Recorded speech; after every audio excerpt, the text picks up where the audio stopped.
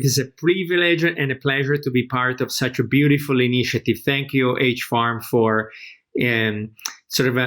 instigating us to express our thoughts and our story. Now, I would like to start my story. I'm an Italian. I've lived abroad for 33 years, and I am currently reflecting on my own self, on my own culture, and my own country. Italy, as you may know, have entered this crisis earlier than many other Western countries. So ideally, we could be among the first to resurface. And Italians had endured the notion of evolution further than any other human species on the planet, particularly over the last century. Through our history, we experienced many forms of speciation, largely caused by our desire to conquer, or by contrast, to be conquered. Imagine the Roman Empire stretching all the way through the Mediterranean Sea. Imagine the Venetian fleet reaching all to the Middle East. Imagine Marco Polo trading goods all through Asia. Imagine Cristoforo Colombo reaching, courtesy of his curiosity, all the way to the Americans. Or even imagine the last Renaissance period in Florence, becoming the creative center for the art, science, and technology, well represented by the work of Leonardo da Vinci. On the contrast, also imagine the southern tip of Italy, Sicily, that had to endure the pain of several invasions, from the Greek to the Roman to the Spaniard to the Normans, each inflicting tremendous wounds to the people, yet also leaving great learnings behind that contributed to the richness of that cultural blends.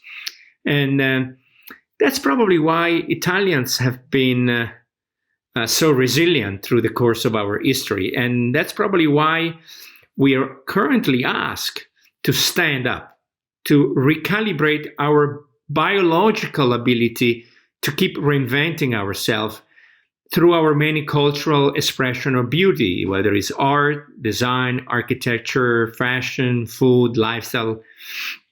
They we have nourished so well and have been part of our own foundation. As I mentioned, lived all my life, or most of my life, abroad, and some of the best Italian I've met abroad were the ones that were able to intrinsically connect with the local culture.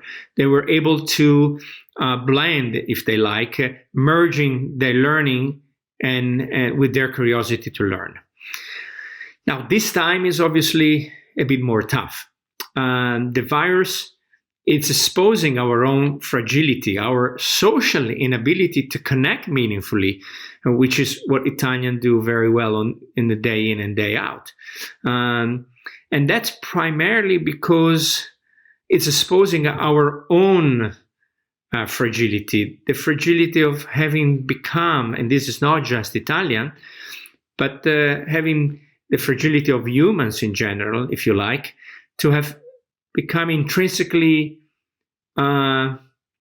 superior to each other, superior to nature. We have lost this ability to think togetherness. We have lost this ability to intrinsically feel interconnected to each other. And therefore, that disconnection is currently very well being exposed while we are in this isolation. So I will somehow invite everybody to take this opportunity of being isolated and look deeper inside us, become more conscious of our limits, as well as those great quality that has somehow defined us, in order to evolve somehow in something new, something deeper that is beginning to surface over those days on isolation. And this is somehow summarized by a word that my friend Maurizio also shares and knows very well, called tenderness. Tenderness as a more meaningful human connection, centered around our sense of compassion, our sense of solidarity towards other and everything that surrounds us.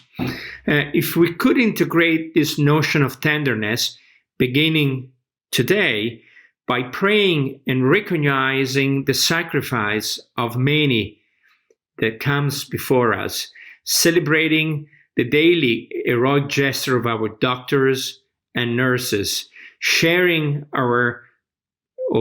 those common values, learning from our own mistake, letting go of our fear and prejudice, and coming together as a whole, then and only then we could begin evolving in a new harmonious living with everyone and everything supported by our family, our own community, and by common values.